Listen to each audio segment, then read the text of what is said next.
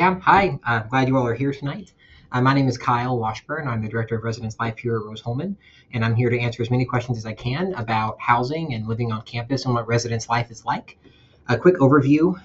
We really do believe at Rose-Hulman that education extends beyond just the classroom. We view our residence halls as an extension of the classroom, where students learn things that aren't calculus and physics. They learn how to live with a roommate and how to be a functioning adult on their own and how to be leaders and all those different things. So I'm in charge of our RA staff. We have a sophomore advisor staff as well. I'm happy to dive into that more later, but I also do housing and other things like that. So if you have questions related to any aspect of living on campus, I'm happy to answer. I did graduate from Rose-Hulman myself about 10 years ago now. I was involved in res life as a student, and I feel like I have a perspective that might be a bit outdated, that I still can tell you kind of some of those things about being a student on campus as well. So I am happy to answer any questions you might have, but I understand there's quite a few of those. So we'll go ahead and jump in. Yes. All right. So first question is, oh yeah, see all the good stuff. Are residence halls co-ed? It depends. So in both freshman housing and upper class housing, the answer is yes, partially. But with freshman housing, we do have gendered buildings and a co-ed building. We have a new residence hall that's being built right now. There's brick on the outside, there's drywall inside. It's coming together. It will be open for new students on move-in day. And so several of you will be living in the new residence hall. I would envision at least one floor of that building is co-ed. There's also Sharpenberg, which is gender inclusive living that you opt into. The rest of the freshman halls are gender, so male or female, by floor at minimum. So Deming Hall will be entirely male next year, but halls like BSB have one floor of men, one floor of men, one floor of women. Upper class housing is all gender inclusive, and so the gender you identify with doesn't determine where you live. It's just kind of your roommate preferences. So obviously you have to opt in to living in a mixed gendered room. But if you're in the apartments, you might be in an apartment that's a 2-bedroom with a shared kitchen, shared bathroom with 4 male students, and that could be right next to a separate apartment of 4 female students. So that's all upper class housing works that way. All right. How is housing determined? I know did you mention that? Not yet. Multitasking. No, you're good. How is housing determined at Rose-Hulman? Is it like first come, first served? It's more or less. So it really, what I would encourage people to do, I think people hear first come, first serve and think, oh, that means I have to do that as quickly as I can. As soon as it's open, I fill it out as fast as I can. I really encourage you not to do that. There are so many places to live on campus and so much variety, especially with the new residence hall coming online. I think what's most helpful is getting a good roommate. If you ask any of our students on campus, and I mean any of our students, what the best res hall is wherever they live their freshman year. So yes, the new res hall is exciting. There are plenty of people that will live there. BSB is heavily requested. The triplets are heavily requested. But the students that live on campus end up loving where they live, usually because of their roommate. And the more information you can give us in the housing process, the more likely it is that you get a good roommate. So if you come in with someone you know you want to live with, that's a little bit different. So there is incentive to getting it done early. We always get parents calling or students calling saying, hey, I filled this out, in the first 3 days, first come, first serve, but probably 80% of our students do it in the first 5 hours or so. People do it pretty quickly.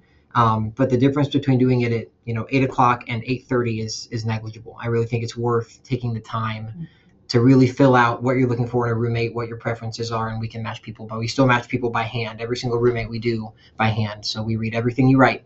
The more you write, the easier it is. Mm-hmm. So can you share information about the freshman halls? They said the D word. We don't say that word. Oh, dorms, yeah. Yeah. In particular, the women's halls. This person did a tour of them, but they only got to see the men. So can you talk about where the ladies live? Yeah, so I'll start with that. So frankly, it's a little bit up in the air. We closed an all-male residence hall for renovation called Speed. So if you've heard of Speed Hall, it'll be offline next year for renovation. And the new hall is opening. And so 127 male students need to go somewhere.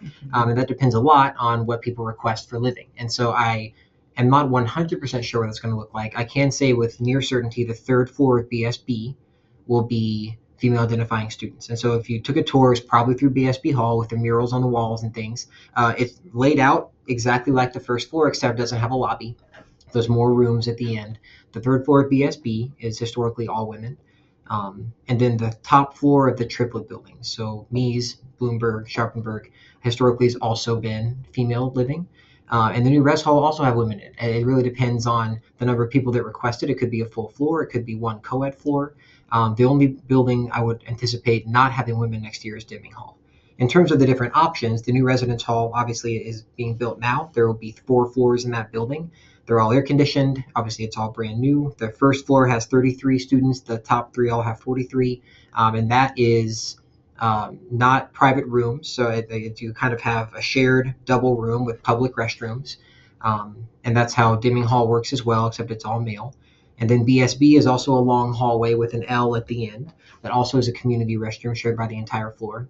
And the triplets are almost, you can think of it as 4 different stories of floors. And the top three all are laid out in an H pattern. So there's a restroom at each corner of the H, and 6 students share that one restroom. And then in this corner, 6 students share, and the same in every corner. So it's laid out slightly differently, but all freshman housing is community restrooms, double rooms.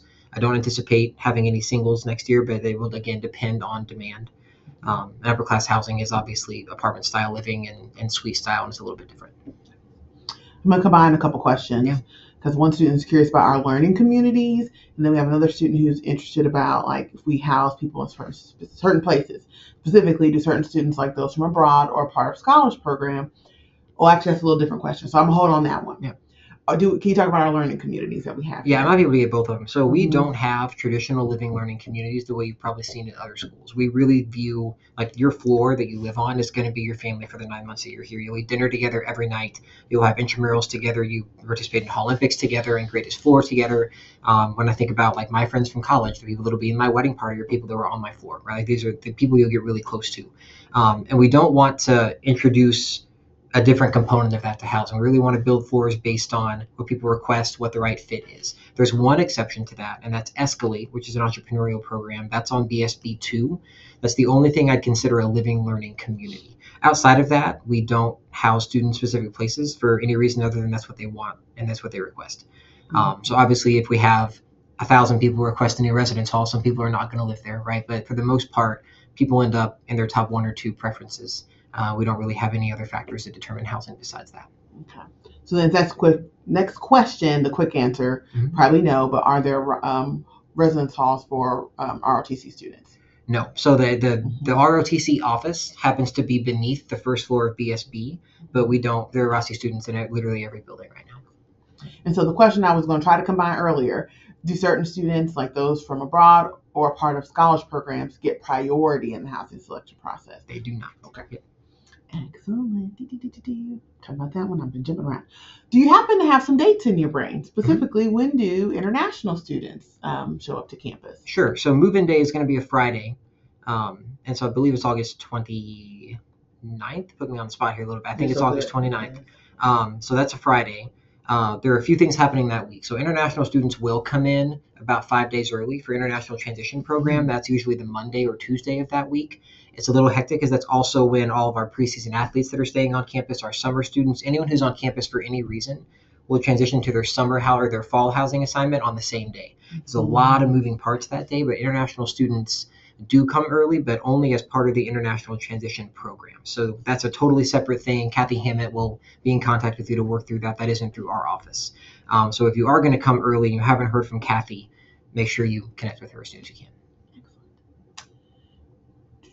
Do most students live on campus all 4 years, or what do you typically see happening on campus housing? It again kind of depends a little bit. So we have about 1,300 students living on campus out of our 2,200 students total. So more than half of our students live on campus, but that also includes every single person in the freshman class. And so outside of that group, 50 to 60% of our students end up living on campus at some point. Some students live their freshman year and move into an off-campus apartment or move into their fraternity or sorority housing. We also have students who live on campus all 4 years. I'd say it tapers off a little bit every year, so almost every single freshman outside of those that live close enough to commute, and probably more than 50% of sophomores still, and probably about half the juniors and a little less than half the seniors live on campus. Is there any student support in the residence halls? For example, tutoring, counseling, etc.?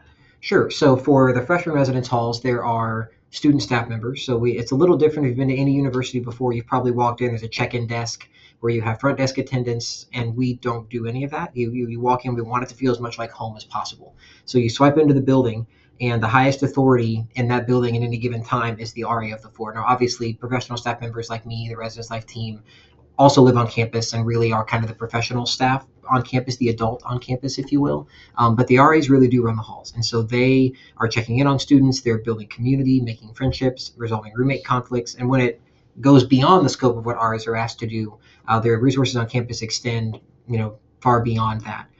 In the halls themselves, every floor has one RA. Every freshman floor also has two sophomore advisors whose job is really to be almost like an older sibling who has no authority role. They are literally there to make sure you're having fun, pulling you out of things and getting you to intramurals, getting you to dinner, making sure you're making friends and having fun. And that's the freshman experience. For sophomores, the traditionally sophomore year is the hardest in their curriculum, almost regardless of major. And so every sophomore floor has live-in tutors called SRTs or sophomore resident tutors.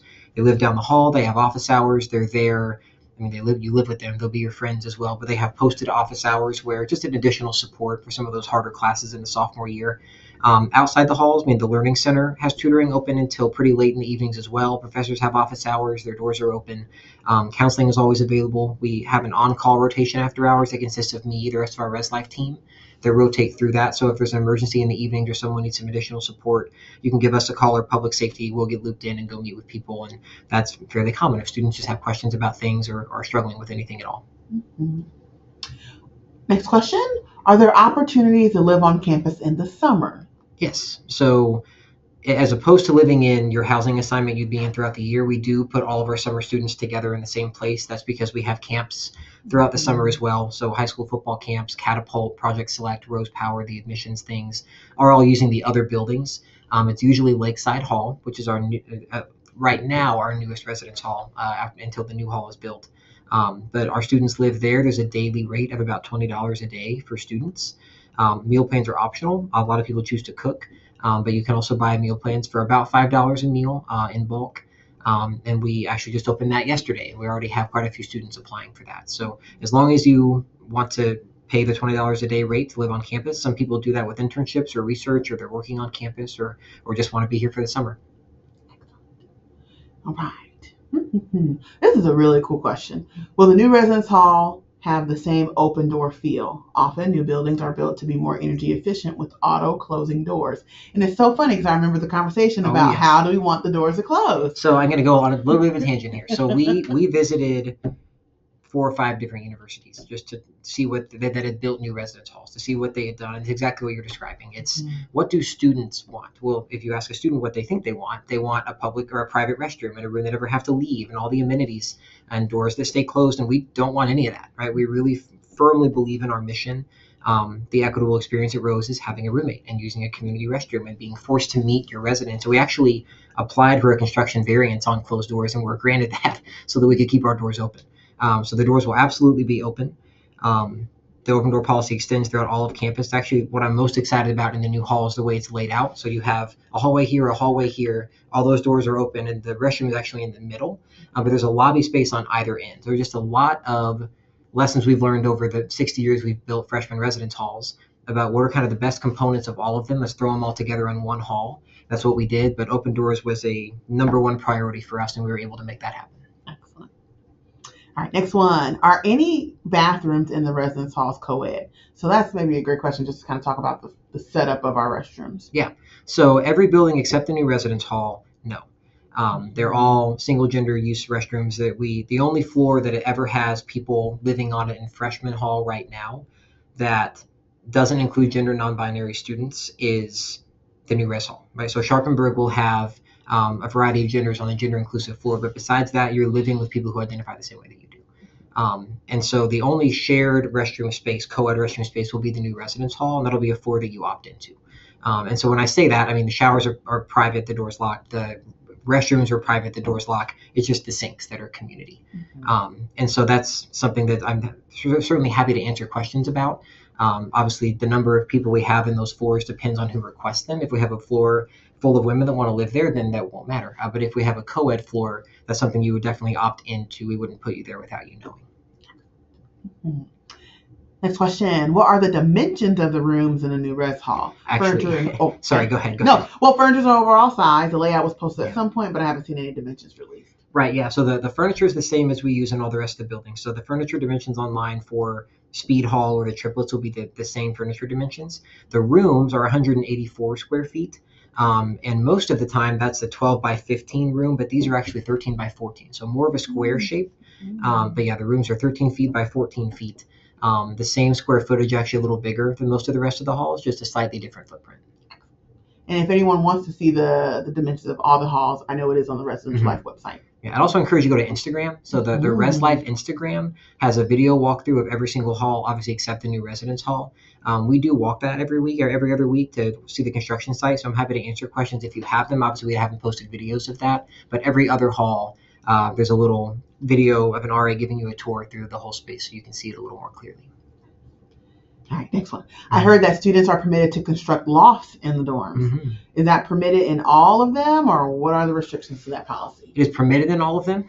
Frankly, in some of them, it makes a little bit less sense now, just because when we changed our furniture, we updated our furniture, we purchased loft beds. So Deming Hall still has bunk beds in terms of freshman housing. BSB still has bunk beds right now. But again, that might all change this summer as we renovate Speed. So you are welcome to build a loft or a deck as long as it passes what I'd like to call the shake test, where the RAs come by and the engineering student RAs are not just guessing here, but making sure that it's stable, that it's safe. But you're permitted to build whatever you like. I will say we're seeing that less and less in the halls with new furniture because the bed is already lofted. So most people want to build a loft, and your room just kind of comes that way. But you're welcome to build it if you like. Okay. So let's see. We got some pre-submitted questions that I'll also dip into. Yeah. Are single rooms offered to freshmen? Only if there's availability. And so that'll depend a lot on how the halls fill out, the demand for things. Historically, no. Historically, we start the year at capacity. I anticipate that being the case again this year. If it ever becomes an option, we work off of a list. So what I would do is fill out housing regularly, like you're going to have a roommate.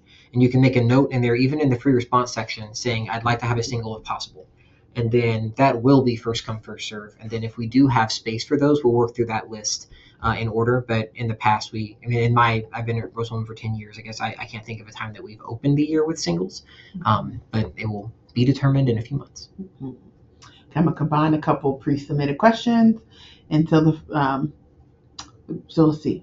Do we pick which residence hall we want to be in, and then how easy is it to get our hall of choice? You do make a preference. So it isn't quite like, here are the options, you're going to select this room and that's where you are. You make a request to the office. And when I say we, it's a very small team, me and a few other people, literally print out every single one of those and read everything and match them up by hand. And so we work based on priority for placement. So if you and your roommate or the person you want to live with both fill out housing, one of you requests this hall, one requests that hall, it's hard for us to know what to do there. So we'll call you over the summer to figure that out, but we will give preference to those that fill things out that are in alignment with each other. It's honestly fairly rare that halls are over requested because people, I think, kind of hear from their friends or whatever, like Deming's the best hall or BSB is the best hall or Meads is the best hall. It normally works itself out. Getting your absolute top preference, I think, just in full transparency, if that top preference is the brand new rest hall that's going to be built for the first time in the fall, it might be harder to get that. But historically, your top one or two choices, you're going to get one of those two. And even if you don't, for example, I did my housing very late. My roommate did it very early. So because of me, I got placed in the hall that I didn't want to be in. They had to drag me out after the end of the year. And I lived there all 4 years because I loved it so much. So I know people get really hung up on that, and I get it. We'll do our best to give you your top preference. But wherever you're going to be, you're going to think that's the best hall by the end of the year. I promise.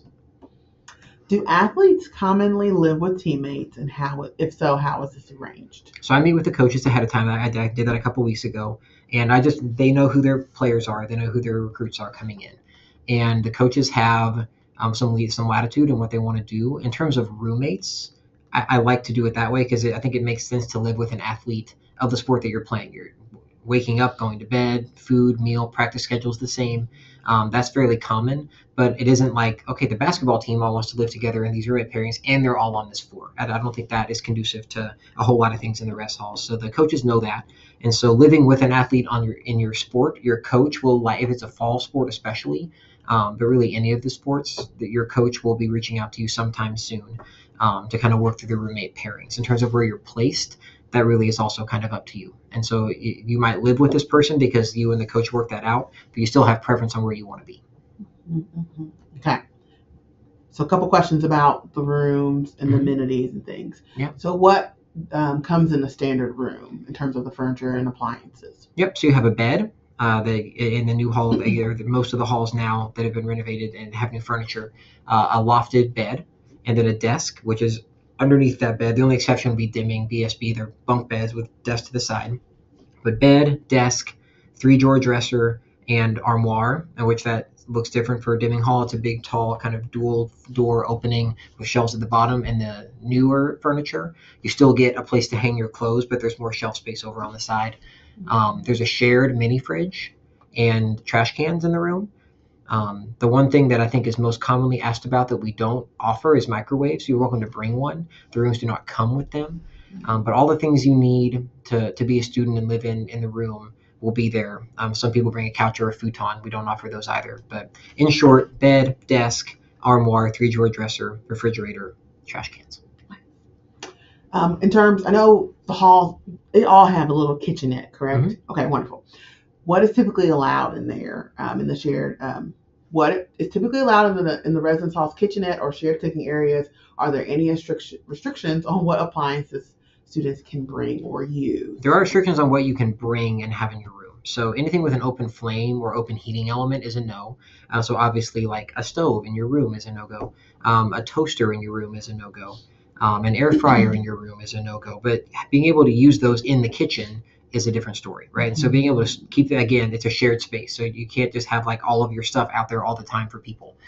So I would usually recommend not bringing them. But you're welcome to have those things or use those things in the kitchenette. I think it's most common to see people bring their own cookware. There's some in every hall, but a lot of students use their own plates and things, and they bring them with them. And if they choose to cook, it's usually a late night snack. Obviously, the freshman meal plan that all freshmen are required to have does cover you for every meal of the week, except for Saturday dinner. And the halls usually go out to dinner Saturdays. But I think I'd say it's fairly rare to see students cook one of the three big meals, but late night snacks are fairly common. So I think about what might you want to eat at midnight and bring whatever you need to make that. Okay. We talked about athletes living together. Mm-hmm. We know there's no halls for our ROTC students, but do we see ROTC students living together? That's fairly common. So freshman year, no, just because you don't know each other yet. You move in together. You kind of have housing with whoever you'd like, not even always with another ROTC student, though that is common too. But after that, it's not uncommon at all for the ROTC cohort of that year or even across years to pick up and all move to the same hall together. One of the RAs on my staff this year is actually an ROTC. And so a lot of the ROT students live on that floor with him. So that's very common as well. And that's all upperclassmen. If you have a block of people you want to live with in upper class housing, we can make that happen too. That's a lot easier because you're still here when we do a lot of the housing things. Okay. Let's see here.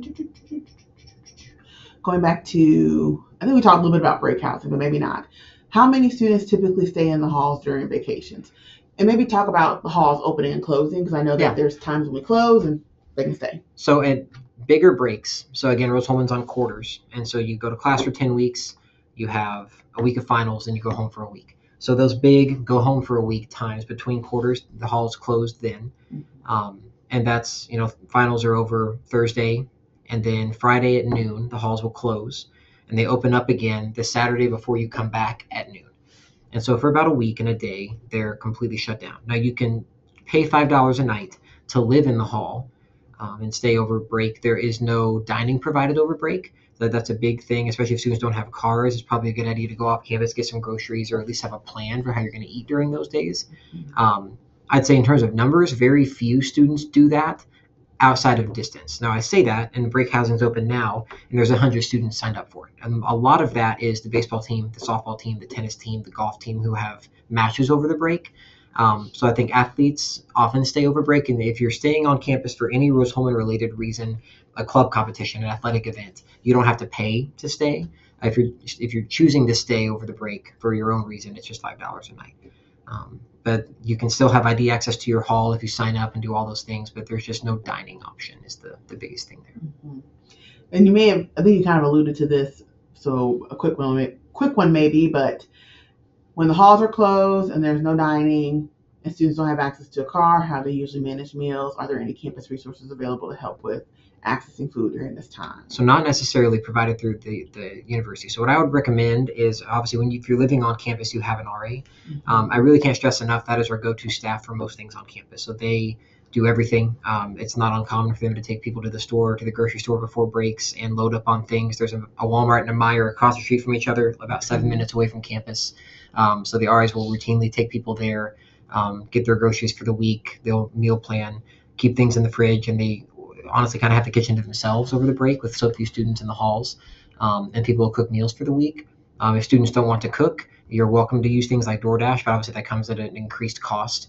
So it really is up to the student. Frankly, I see a lot of students, if they don't have a plan for the break, depending on what kind of break it is, spring break, fall break, Thanksgiving break, they'll go home with other students if they don't have a plan to go home themselves. And that kind of kills two birds with one stone. You have a plan of what you're going to do, and you don't have to stay on campus. But if you do stay on campus, most of our students either are driven to the store or have a friend or someone take them before the break starts. Few more minutes. We're going to try to squeeze in as few questions, as many questions as we can. Yeah. So see here, do the Res Halls have any good hangout spots, or is it better to go somewhere else on campus to spend time with friends? It's best to stay in your Res Hall. Every building has places to stay, but frankly, sophomore advisors and resident assistants, their rooms are typically the hangout spots. So I lived on a 30-person floor as a student, routinely had 20 of those students in my room most nights of the week. If not, it's a lobby, it's intramurals. There are hangout spots across campus, the Union, but really people spend most of their time in their halls, in the lobbies, or in each other's rooms. What are the dining plan options for off-campus students? I know we're talking about on-campus students, but the off-campus basis. Off-campus students have a different set of meal plan options, and they're all block plans. And so you can choose to buy meals 40 at a time, 80 at a time, 120 at a time. And you could use all 120 in one trip, or you could space them out over the quarter. That's what most commuters do. And once they run out, they just replenish. Let's see here. What do students usually overlook when packing for their residence hall? You've probably never shared a restroom with that many people. And so I think having a shower caddy, like you probably have your stuff in your shower at home right now and it's always there. That isn't an option when you're sharing things. And so like having a shower caddy of things to put in your room, flip-flops for the showers, just standard college things, towels. You don't just want to have one towel. It's a bad idea. I bring multiple towels. But really most other things you're probably thinking about clothes for all the different seasons. You want to bring something you can do an interview in. I mean, a lot of our students just don't think about bringing a dress or a suit. They go to the career fair and they're not sure what to wear. So having a plan for things like that. But really, most overlooked is probably restroom stuff. Okay. And last two that I'm going to combine. Yeah. Cars on campus. Can we have them, and do a lot of students have them? Yes and yes. So there's no restriction on who can have cars on campus. Freshmen to seniors all can have them. There's no fee for parking. And so you can park anywhere on campus that is yellow lined for free. A lot of our students, I'd say almost every student who owns a car on campus has one. Nice. Okay. Whew, you answered so much. I tried. I'm doing my best. Now, okay, because we are at our time. Yeah. If they have more questions, how can they get a hold of Residence Life? Probably right now, easiest to email me. Nice. Just kyle.washburn@rhit.edu. You can also call. My extension is 8607. I assume you're writing this down here, so I appreciate it. I think reach out with anything you have. I'm happy to answer questions, schedule a phone call, whatever is going to make you feel better about living on campus at Rose. I'm happy to talk about it. Tell me your extension again. 8607. 8607. All right. Have more. I just put it in there. Have more questions? Email Kyle. Please do. At kyle.washburn@Rose-Hulman, or call that phone number I just put in the chat. Kyle, thank you so much. Thank you. Is there anything, because last 20 seconds, is there anything that we did not ask you that we should have? No, I actually love these kinds of questions. Usually when we meet with prospective students, I know this is focused on housing, but a lot of times the questions are on academics, which is critically important. That's why you're in school. I think people tend to forget you have to live there for 9 months too, and this is going to be your home. Thinking about who you want to live with and the kind of things you want to do when you're here. I think a lot of students are anxious or apprehensive about that first week of being in college. I can say with certainty, if you just are willing to say yes to some things and show up to things and make an effort to engage with your floor, your experience at Rose-Hulman is going to be so much better than if you resist that. And I think there's a lot of tendency to want to stay in your room, do homework all day. We have a lot of smart students who want to be successful. You got to have fun too. And Rest Life will make sure that you do that. But if you also make sure that you do that, you'll have a much better experience. Excellent. And I actually have one more in the last extra second. When will students hear, for our admitted students on, when will they hear about the housing survey? What date? Yeah, you'll get an email from me on May 9th and probably the week of May 12th. So our returning students who are on campus now, their housing process goes from May 12th to May 16th. So I need that week to figure out upper class housing and get those things together. The very next Monday, May 19th, the freshman housing survey opens, and you'll get well before that communication from me on how to fill that out and all those things, and it's open until June. So you don't need to do anything until you hear from me, and the first email will be more of an info sharing. But you have till mid-May. Excellent. Wonderful. Okay, I promise that's all now. Okay. Thank you all so much for joining us. Again, we will post this to our YouTube page, which I did put the link in the chat. So if you scroll up, you should be able to see that link. You can save for later. We have other chats out there from academic partners, as well as some of our other like student life side on academic areas. So check that out. And then you have contact information for Jared Golden from Career Services. And I also put in Kyle. So reach out to us. We are here to help, and we love to chat with you all and answer your questions. So I'm here. Thank you, Kyle, Thank you. and thank you all.